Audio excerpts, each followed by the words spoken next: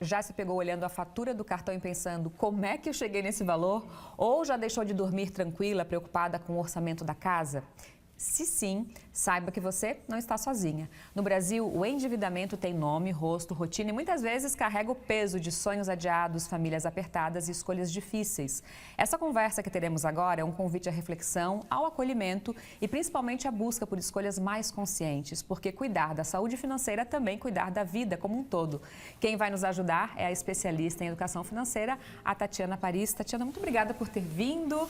Fique bem à vontade aqui no nosso Ver Mais. Eu quero começar te perguntando qual que é a principal causa de endividamento no Brasil. Boa tarde. Boa tarde, muito obrigada pelo convite de estar aqui.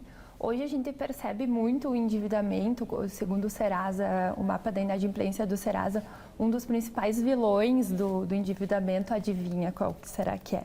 O cartão de crédito hoje. Então a gente vê muito a facilidade do crédito, de ascensão ao crédito, principalmente depois da pandemia. A gente vê muito acesso a contas digitais. Então isso faz com que as pessoas tenham mais acesso e o fato de ter mais acesso vem o viés da disponibilidade, né? Enquanto tem a questão da disponibilidade, a gente acaba também adquirindo. Aí tem uma pesquisa que mostra que em torno de 2 cartões a cada um brasileiro é a média aí de cartões de crédito. Então, o fato de ser algo que está muito fácil. Antigamente a gente tinha o dinheiro, né? Quem é mais antigo, né? Lembra, eu pegava o dinheiro na mão, tu ficava com aqueles R$50. Hoje, com toda a tecnologia, a gente sente muito, né? A gente chama isso de dor do pagamento. Então, antes tu doía não uma dor física, sim, né? Sim. Mas uma dor... Porque sabia que ia esgotar ali, né? Isso. Agora tu vai ali, é tudo aproximação, então faz com que tudo, nesse contexto de endividamento, o cartão aí seja visto como um dos vilões. Mas eu amo meu cartão. Pois é, eu ia te perguntar, você como trabalha com educação financeira, eu gosto de usar o cartão de crédito pelos benefícios depois, né? Milhas para viajar, dá para fazer o cashback, ele pegar o dinheirinho de volta. Como fazer para usar o cartão de crédito numa boa, né? Qual que é a tua dica, assim, qual que é o segredo, né? O cartão de crédito, a gente tem que sempre lembrar que ele não se passa sozinho, né? Mas por diminuir essa dor do pagamento, que a gente chama, ele acaba fazendo com que a gente, por sermos seres emocionais, impulsivos, faz com que a gente diga mais sims do que não. No caso, por exemplo, hoje tudo no nosso entorno faz, a gente estava antes comentando, né, sobre a questão do consumo e tudo mais. Hoje tudo no nosso entorno, se eu estou falando perto do meu telefone, já fica depois ali aparecendo algumas coisas. Então tudo no nosso entorno nos leva a consumir. E não é errado consumir. O ruim é quando a gente consome sem estar consciente dos gastos. E às vezes o olhar lá, estar consciente dos gastos, requer que tu pare de fato e olha ali, tu comentou antes, né, sobre a questão da fatura. Tem gente que nem quer olhar, a gente é o efeito avestruz, né? Bota a cabeça lá num buraco e não quer saber como é que tá em volta, porque aquilo ali traz um desconforto. Então, quando a gente fala do cartão de crédito, é importante tu saber até onde tu pode ir no teu cartão, qual é o máximo em valores, né, que é confortável você ter lá no teu orçamento. Mas é importante também, Fábio, lembrar que quando você faz lá as tuas contas, por exemplo, água, luz, tem gente que coloca cartão de crédito. E o cartão de crédito, ele não é uma despesa lá na tua... Ele é uma forma de você pagar algumas categorias de compra. Tipo, então, a roupa tem que estar ali. Ela vai ser paga através do cartão de crédito, é mais ou menos isso? Exatamente. Então, eu sempre falo, tu tem que olhar o que é que está lá no teu cartão. Quais são os itens que você está gastando no cartão. Às vezes, você está dizendo sim para muitas coisas, como fast food eu digo... Delivery. Aplicativo, delivery, às vezes é as blusinhas, né? As famosas blusinhas. Isso. Que são baratinhas, mas se for somar depois, né? Exatamente, é a parcela em cima de parcela. E às vezes tu vai dizendo esse sim, estimulado por esse consumo que a gente tem hoje, né?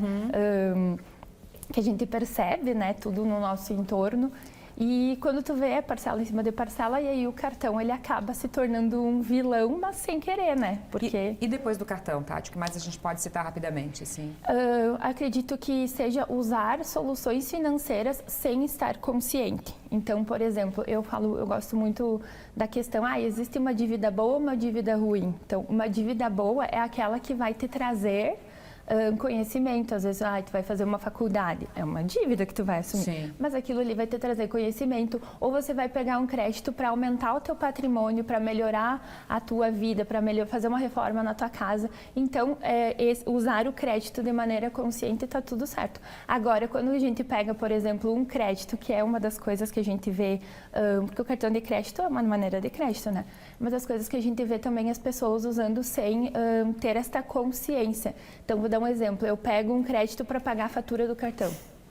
É uma bola de neve, né? Aí acaba se tornando uma bola de neve. Aí a gente tem muito baseado na economia comportamental e na psicologia financeira, que se eu estou pegando um crédito para pagar o cartão, a probabilidade, se eu não entendi como eu uso o cartão, a probabilidade de eu me endividar de novo no cartão, ela é muito grande. Então, o que me faz gastar no cartão? Porque eu pego o crédito, tapo um buraco. Daqui a pouco eu estou endividada de novo no cartão. E aí torna, tanto que a gente tem hoje 75 milhões de brasileiros inadimplentes. Então... E quais são as ferramentas que você poderia nos indicar? Porque você é muito consciente, porque você estuda, tem gente que consegue, né? Até você achar a sua ferramenta, né? Para conseguir ser consciente e ver o que eu estou gastando mesmo. Mas assim, para quem que começar? Qual que é a tua indicação? Então, Fábio, infelizmente não existe receita de bolo. Eu acredito que a gente tenha que ir testando. Então, eu, por exemplo, odeio planilha.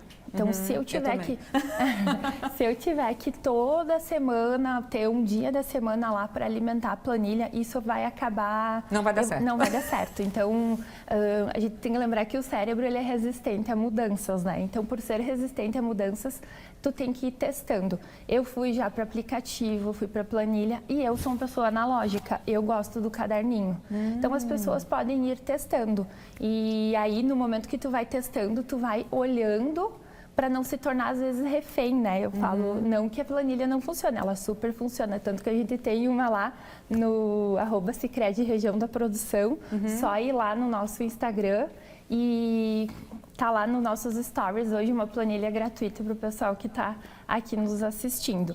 Mas tu tem que ir testando, porque é a mesma coisa, tu vai numa nutricionista buscar uma dieta, por exemplo. Depende do teu perfil, depende da tua interação com a tecnologia também, do teu tempo. Hoje, quando a gente fala de finanças, a gente tem muito essa questão da escassez, né? E não é só a escassez de dinheiro, mas às vezes a escassez de energia, escassez de tempo. Então, o Eduardo Amuri, que é um parceiro nosso de educação financeira do Sicredi, ele fala muito, ter um momento para pensar em dinheiro, para não pensar em dinheiro o tempo todo. Então, eu tenho... Boa. Boa frase, né? Boa. E esse negócio de a gente anotar é muito importante, porque, por exemplo, um lanchinho todos os dias de R$10. Não é nada R$10, mas no final do mês vai dar 300, né? E as pessoas, geralmente, elas me dizem assim, eu não tenho como guardar, eu não tenho de onde tirar. Aí eu sempre falo, tá, mas numa emergência médica, por exemplo, tu dá um jeito, a gente dá um jeito, né? Pede emprestado, pede para alguém da família emprestado. E aí, quando a gente fala da nossa metodologia, né, que é tornar consciente, que vem toda essa parte, a gente fala, às vezes, quando você enxerga, opa, é R$10 ali todos os dias. É isso que eu digo, eu sou muito visual, assim, também, né? A planilha até funciona, mas o meu é tudo meio que à mão ali mesmo, porque daí a gente consegue enxergar. E quando a gente está escrevendo, acho que a gente fixa mais também. Tati, muito obrigada por ter vindo, né? Veio aqui da... Sarandi veio aqui só para dar a entrevista pra gente.